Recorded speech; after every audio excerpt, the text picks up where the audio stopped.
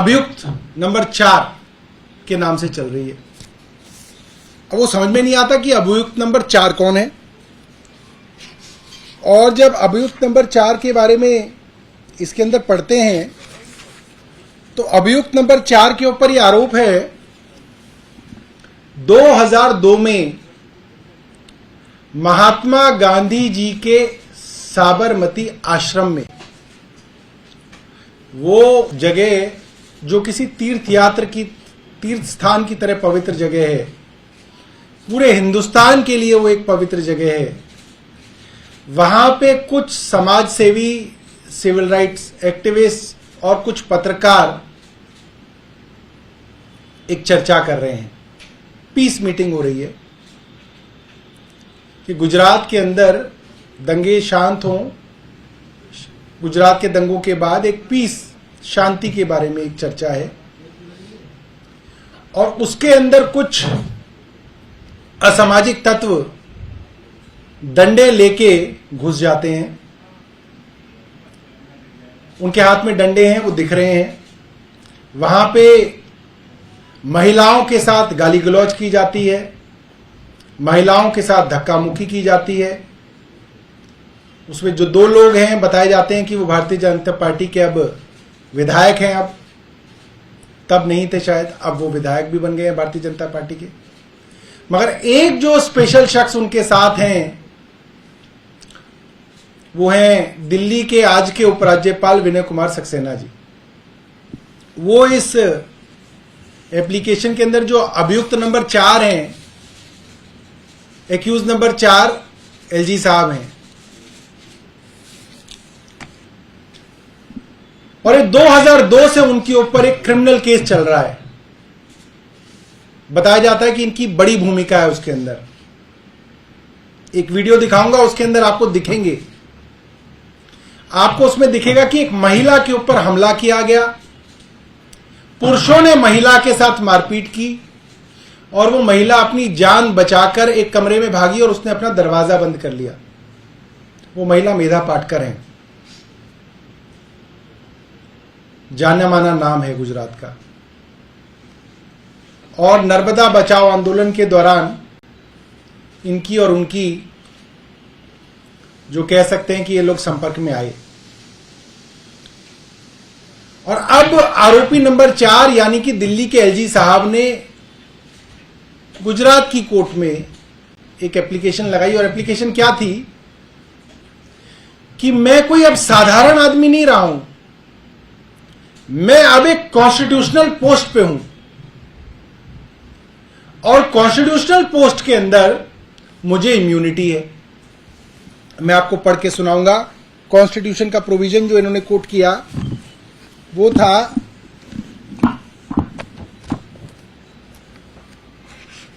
362(2) और उसका नाम है, उस प्रोविजन का आर्टिकल है protection of president and governors. ना ये प्रेसिडेंट है ना ये गवर्नर है। उसमें जो 2 है 361(2) वो कहता है no criminal proceedings whatsoever shall be instituted और कंटिन्यूड अगेंस्ट द प्रेसिडेंट और the governor of a state in any court during his term of office.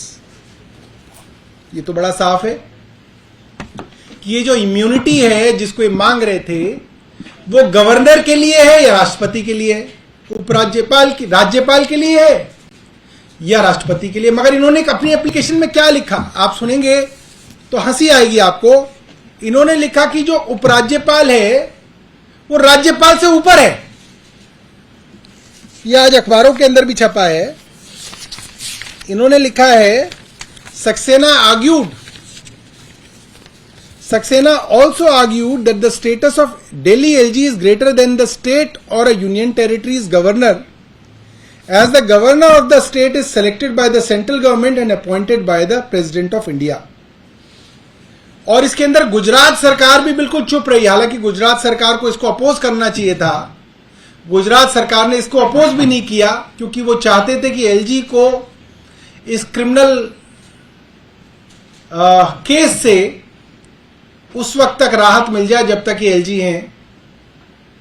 और इन्होंने अपने आप को यह कहा कि एलजी जो है वो गवर्नर से ऊपर होता है, जो कि मुझे लगता है कि पूरी तरीके से झूठ है। आप बताइए, कर्नल ऊपर होता है या लेफ्टिनेंट कर्नल ऊपर होता है? आदमी पहले लेफ्टिनेंट कर्नल बनता है, फिर वो कर्नल बनता है। लेफ्टिनेंट जनरल ऊपर होता है, जनरल ऊपर होता है? पहले आदमी लेफ्टिनेंट जनरल बनता है, फिर वो जनरल बनता है। ऐसे ही जो गवर्नर होता है उससे नीचे लेफ्टिनेंट गवर्नर होता है। मतलब ये तो छठी का बच्चा भी जानता है कि किसी पोजीशन के आगे लेफ्टिनेंट लगाने का मतलब ये उससे एक जूनियर पोस्ट उसको जो है कहना। इन्होंने पूरी की पूरी कॉन्स्टिट्यूशन ही पलट दी। इन्होंने कहा नहीं, जो लेफ्टिनेंट गवर्नर होता है वो गवर्नर से थोड़ा ऊपर और राष्ट्रपति से थोड़ा नीचे होता है। मुझे अच्छा लगा कि कम से कम इन्होंने अपने आप को राष्ट्रपति से नीचे रखा। कहीं ऐसा ना लिख देते ये सबसे ऊपर यही होता है, ये राष्ट्रपति से भी ऊपर यही होते हैं। कमाल की बात इन्होंने लिखी। और उससे भी कमाल की बात ये हुई कि गुजरात के लोअर कोर्ट ने इनकी ये एप्लीकेशन रिजेक्ट कर दी और ने कहा कि एलजी को ऐसी कोई इम्यूनिटी कॉन्स्टिट्यूशन में नहीं मिलती है। इससे कई रास्ते खुलते हैं। पहली बात, ये जो एलजी साहब रोज रोज ऑर्डर्स देके डिपार्टमेंट से काम करा रहे हैं और कई काम इसके अंदर गलत भी हो रहे हैं, उसके लिए भी एलजी साहब के ऊपर प्रोसिक्यूशन हो सकता है।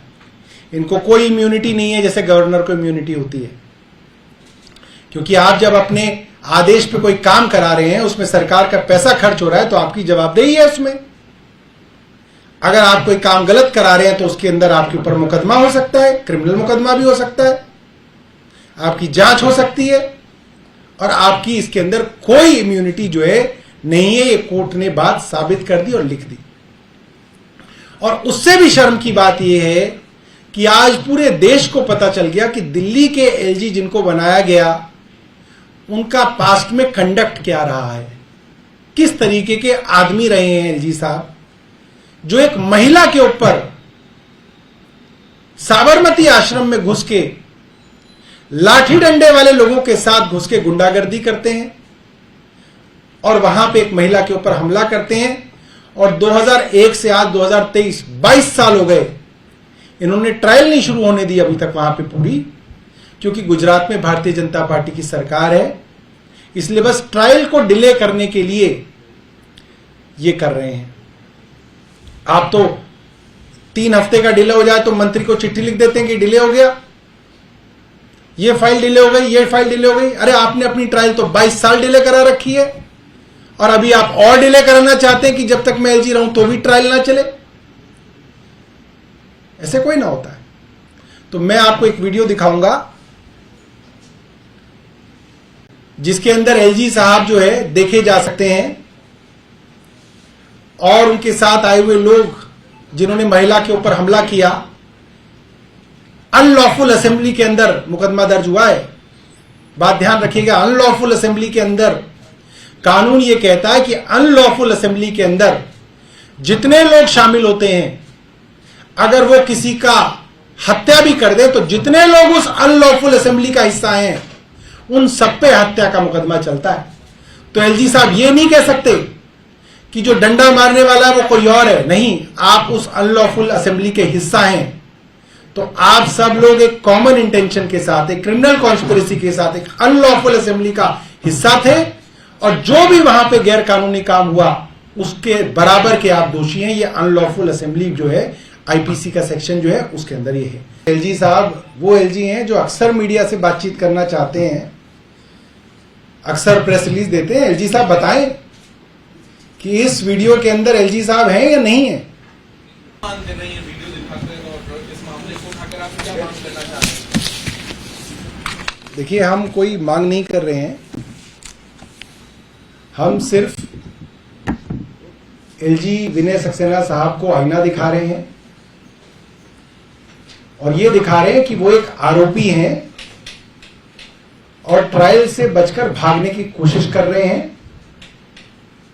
और जो कोर्ट पे उन्होंने दलील दी कि उनको इम्यूनिटी है, कोर्ट ने वो खारिज कर दी है, लिहाजा उन्हें कोई क्रिमिनल केसेस के अंदर इम्यूनिटी नहीं है।